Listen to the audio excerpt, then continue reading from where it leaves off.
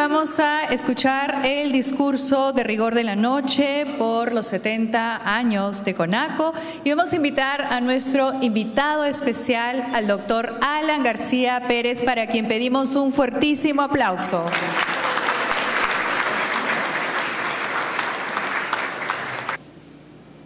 Señor presidente de la Confederación Nacional de Comerciantes, señores y señoras directivos, asociados e invitados. Primero quiero aclarar que este no va a ser un discurso de rigor, sino un discurso de amistad para todos ustedes al felicitarlos por los 70 años de esta institución, a la que agradezco el haberme invitado hoy, no en condición de candidato, sino de viejo amigo de CONACO, después de haber conocido hace muchos años a Gerles Bucio Zamora y haber compartido con él sus ilusiones de crear una institución, actora institucional y política fuerte en el Perú para impulsar iniciativas y decisiones importantes en favor de todo el país. Y es que el comercio ha sido a lo largo de la historia de nuestra patria un actor fundamental.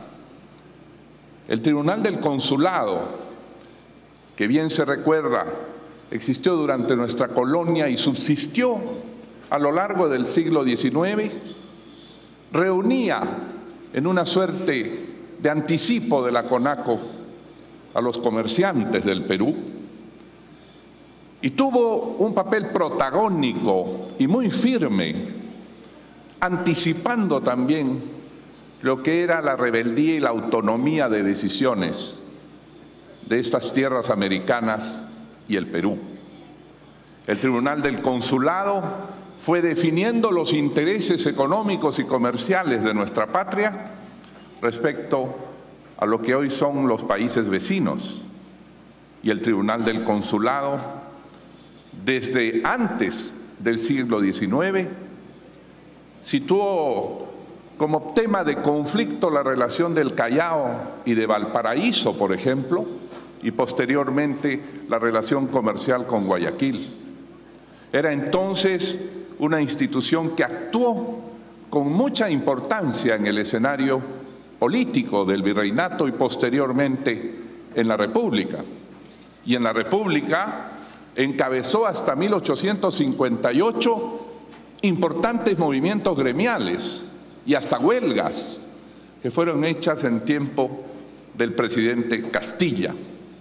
Hago todo este repaso de la historia de las instituciones del comercio en nuestro país para destacar que esa que era otra época, inclusive cuando nació en 1945 esta CONACO, era una época de economías cerradas, una época de economías nacionales y muchas veces de proteccionismos internos. Pero hoy cobra mayor importancia, ya lo he dicho el presidente Mieses, la presencia de CONACO en la nueva economía abierta del Perú, en la nueva economía mundial, en la cual la característica fundamental de los países que crecen más es la apertura de su comercio, la velocidad de sus transacciones, el flujo de sus productos. Quisiera mencionar, por ejemplo, que los países que tienen mayor velocidad, innovación tecnológica y crecimiento hacia el mundo son los países que tienen mayor apertura. Si ustedes suman, por ejemplo, las importaciones de un país con sus exportaciones y comparan esa suma al Producto Bruto del país, observarán que en el caso de China, ese índice es del 60%. Cuando se suman las importaciones y las exportaciones de China y se comparan a su gran Producto Bruto Nacional, es el 60% del comercio lo que caracteriza a China. Por eso China en los últimos años ha avanzado a una velocidad sideral.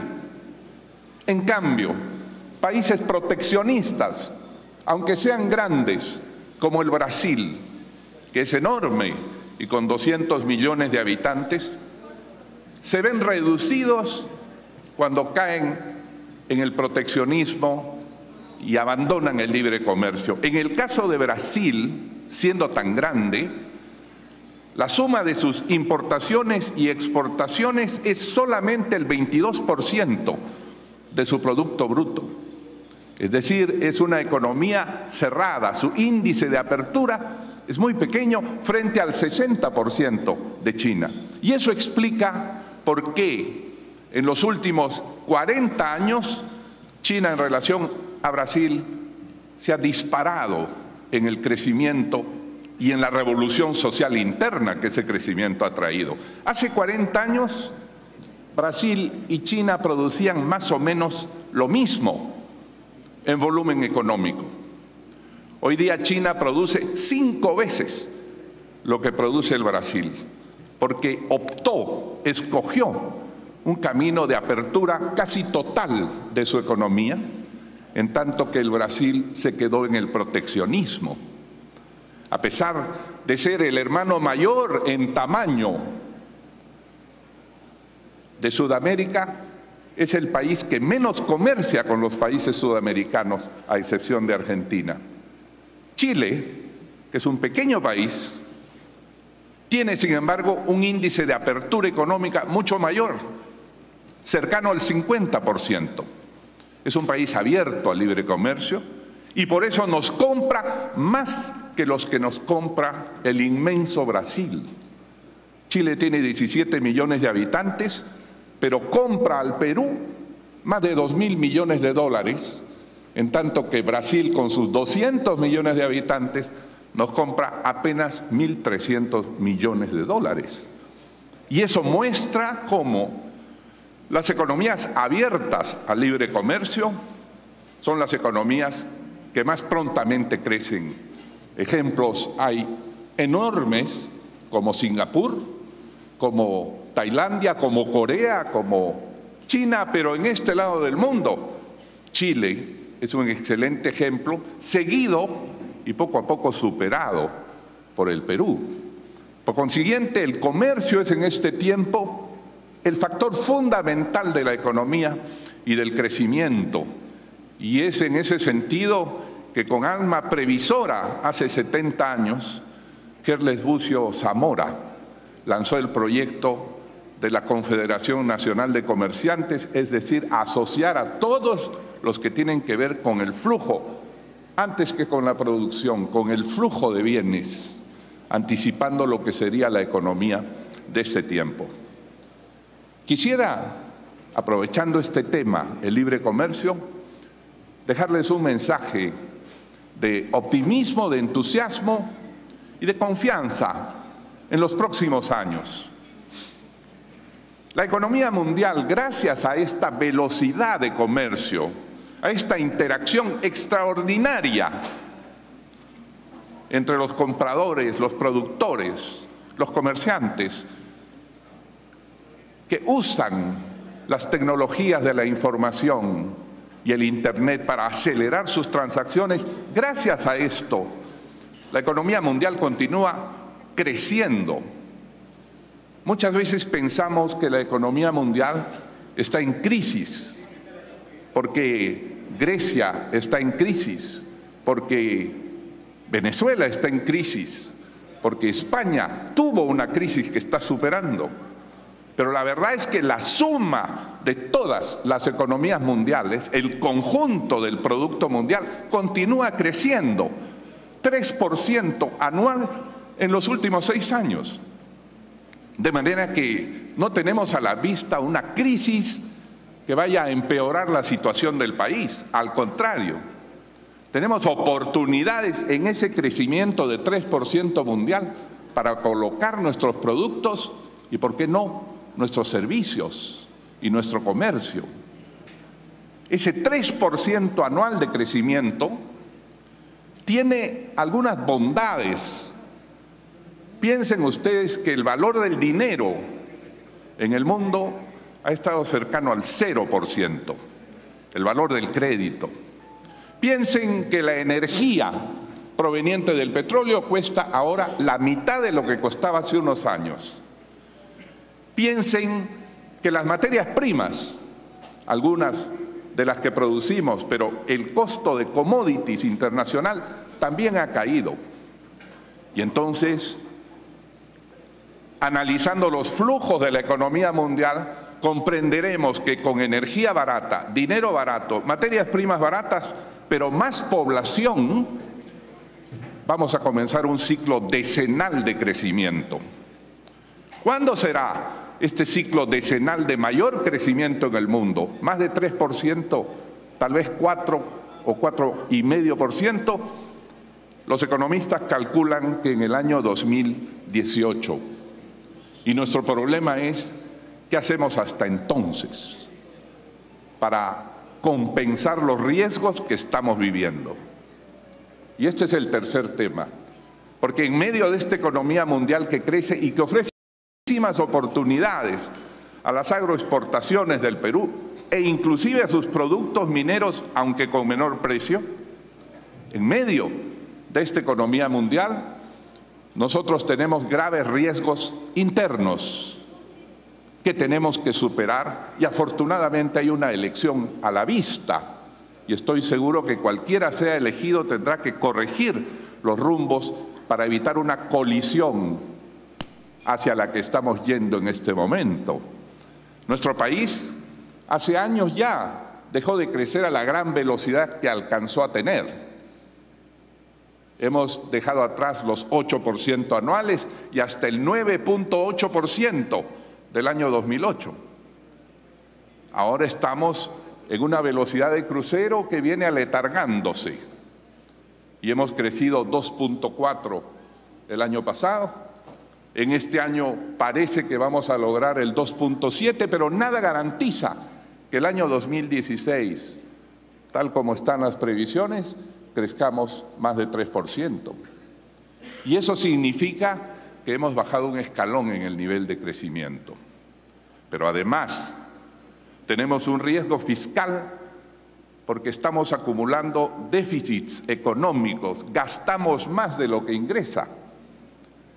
Ya tuvimos un déficit económico de 0,7% el 2014, este año será de 2%, y en el presupuesto se ha calculado para el 2016 un déficit de 2,7%. Digo esto para mostrar que estamos en una situación peligrosa, que se complica con la inseguridad ciudadana, evidentemente, pero además se complica con el bloqueo social a las inversiones.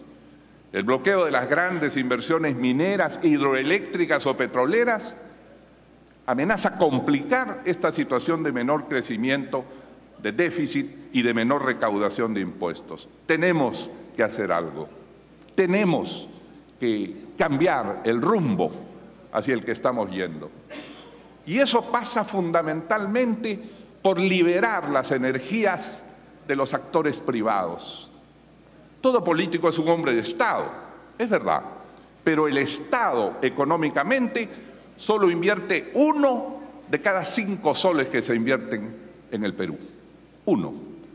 Los otros 4 los pone la empresa privada, grande, pequeña o microempresa. Tenemos que liberar las energías creadoras y tenemos que orientar los recursos que existen en el Perú monetariamente hacia la actividad productiva. Y eso se logra estableciendo una confianza que nace de tener metas claras de crecimiento y de volver, como ha reclamado el señor Mieses, a políticas que ayuden a crecer. Yo recuerdo de Fernando Belaúnde una frase luminosa: trabajar y dejar trabajar. Que el Estado actúe con celeridad en lo que tiene que hacer, pero que deje actuar con celeridad a la grande, pequeña y muy pequeña empresa, porque liberándola de las trabas, liberándola de los tupas que se multiplican, los textos únicos de procedimientos administrativos, liberándola de las mafias en la construcción, facilitando que pueda directamente invertir recursos, podemos lograr que el país rápidamente tenga una bocanada de oxígeno distinta para este tiempo. Hay temas que son fundamentales que tienen que ser asumidos con seriedad. Nosotros creamos en el gobierno pasado el silencio positivo administrativo para que la autoridad, el burócrata, no se adueñe del tiempo de la persona que va a hacer un trámite, sino que cumplido lo que la ley establece como plazo, se dé por positiva la decisión. El silencio positivo administrativo del que se defienden con uñas y dientes los municipios, los gobiernos regionales y hasta los ministerios, porque quieren mantener su égida, quieren mantener su poder ante el inversionista, ante el ciudadano. Pero hay que volver a él y extenderlo.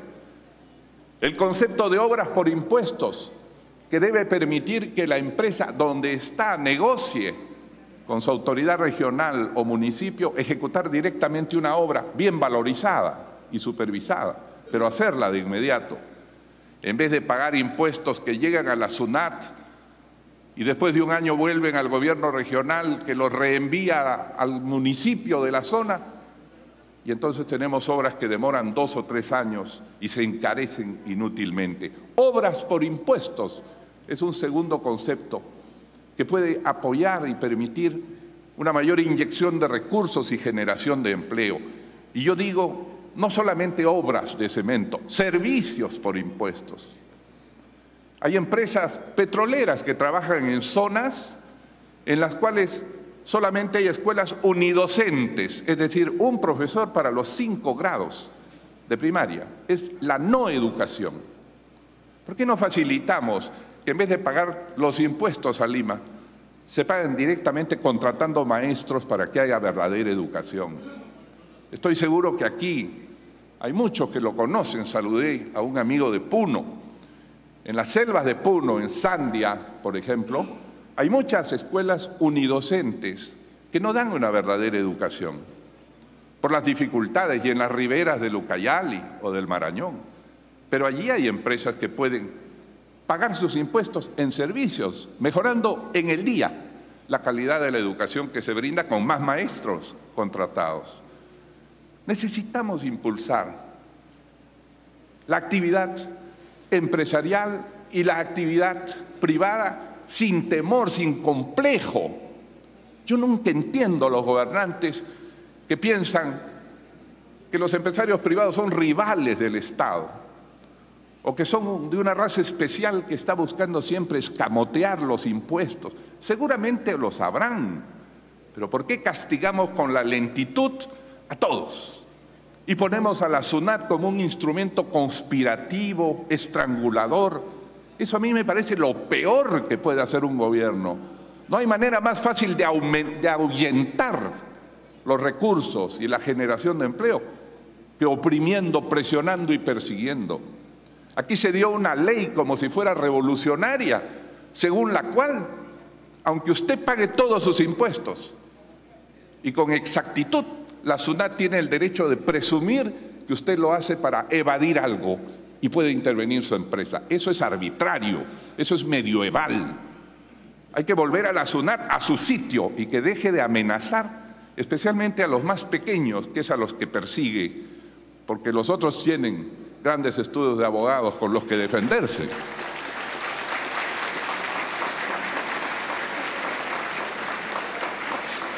Y el Estado, por su parte, tiene que atreverse a hacer obras rápidamente. El Estado tiene que romper todas las trabas que se pone a sí mismo. Trámites interminables, estudios inacabables. Ustedes saben, por ejemplo, que el Estado peruano tiene decenas de miles de estudios de calidad de suelos, de flujos de agua, de posibles existencias mineras, de proyectos que se hicieron y estudios que se hicieron y nunca se usaron. Pero todo eso lo guarda el Estado. Necesitamos un Estado que lo abra, un Estado que informe al país de las que ya tiene y que además fue hecho con el dinero de los contribuyentes. para tener un Estado transparente. Necesitamos un Estado que definitivamente, y en esto llevamos tardanza, y hasta mi propio gobierno tuvo tardanza, se convierta en un Estado open data, en un Estado online, que nos permita hacer todos los trámites directamente. Resulta que la única institución, y lo repito siempre, que ha avanzado en este tema es el RENIEC, por ejemplo, y lo digo por una experiencia personal. Yo debí cambiar mi DNI, y cuando me preparaba a pedir un favor o hacer una cola, me enteré que fotografiándome con mi propio iPad, yo podía enviar mi rostro, que es facializado, identificado por una máquina de la RENIEC, que automáticamente permite a la RENIEC enviarme mi nuevo DNI a la casa, por el reconocimiento facial. Simplísimo. ¿Por qué no extendemos o por qué no convertimos al señor jefe de la RENIEC en primer ministro? Sería lo más fácil, para que obligue a los municipios, que son los más cargosos, que son los que más obstáculos ponen, a hacer esto que parece tan simple, pero que le quita poder al que está sentado en el escritorio y al alcalde, evidentemente. Le quita importancia, le quita poder. Mientras más puede molestar al empresario, más importancia tiene, y se siente poderoso frente al hombre masa que tiene al frente, de menor calidad. Entonces, el Estado tiene que transformarse y hacer obras con inmensa velocidad. Fíjense, es cierto que en los próximos años, 2 nada más, y se acordarán de mí, porque el 2018 recomenzará el crecimiento de los precios de los commodities y minerales, y seremos beneficiados. Pero en los próximos 2 años necesitamos actuar con mucha más velocidad interna. Y muchos preguntan, ¿y qué se puede hacer? Usted tiene pistas y veredas por hacer en cantidades asombrosas en el Perú. Usted tiene agua potable por dotar a millones de pobladores. Tiene electrificación que alcanzar. Tiene el deber de masificar lo más rápidamente posible y con todos los decretos de urgencia que sean necesarios el gas. ¿Cómo es posible que nos preciemos de tener 14 trillones de pies cúbicos y no tengamos toda la flota vehicular a gas y no tengamos todos los hogares conectados a gas? ¿Saben lo que significaría para la industria metalmecánica solamente ese objetivo? Y para la generación de empleo técnico y de mano de obra, cientos de miles. Tenemos muchas cosas que hacer que además son productivas, porque con la masificación del gas nuestros costos se reducirían a la mitad automáticamente. Seríamos un país mucho más competitivo. Lo que quiero es dejar a mis amigos comerciantes, pequeño y mediano empresarios, la certeza de que tenemos inmensas posibilidades y que el tema es no una persona, no un partido, la unión de todos los peruanos, acelerar la gestión de nuestro país de manera moderna, de manera eficiente y de manera comprometida, sin temores, las obras. Después vendrán las críticas, no importa, hay que hacer las obras. Un gobernante que tiene temor de que se le critique por comenzar obras no es un gobernante, está allí de paso. Hay que correr el riesgo y eso se llama política. La política, señalar objetivos, pero asumir riesgos también, riesgos. Y yo creo que asumiendo riesgos de manera responsable, nosotros podemos impulsar nuestro país a crecer nuevamente. Ya no será al 8% anual, o por qué no, pero sí estoy absolutamente convencido que podemos crecer a más del 6%, a más del 6%. Y con ese crecimiento, tengan por seguro que tenemos una reducción sustantiva de la pobreza, que se ha ido deteniendo en su reducción y podemos reducirla más. Menos pobres, más consumo, más comercio, más importancia económica de nuestra patria. en este 70 aniversario de la institución que fundó mi viejo amigo, era mucho mayor que yo, Gerles Bucio Zamora. He tenido el privilegio de tener amigos mucho mayores que yo, como Luis Alberto Sánchez, como Gerles Bucio Zamora. Y lo bueno es que de ellos uno aprende y entiende más adelante la sabiduría y la previsión que tuvieron. Y una de esas previsiones fue crear esta entidad. Lo que le pido a esta entidad y a su presidente es tener más presencia política, tener más acción institucional, no dejar que solamente otras instituciones hablen en nombre de los que invierten, de los que arriesgan, de los que comercian. CONACO debe convertirse en un actor dialogante y permanente para impulsar el desarrollo del Perú. Muchas gracias y felicitaciones por este 70 aniversario.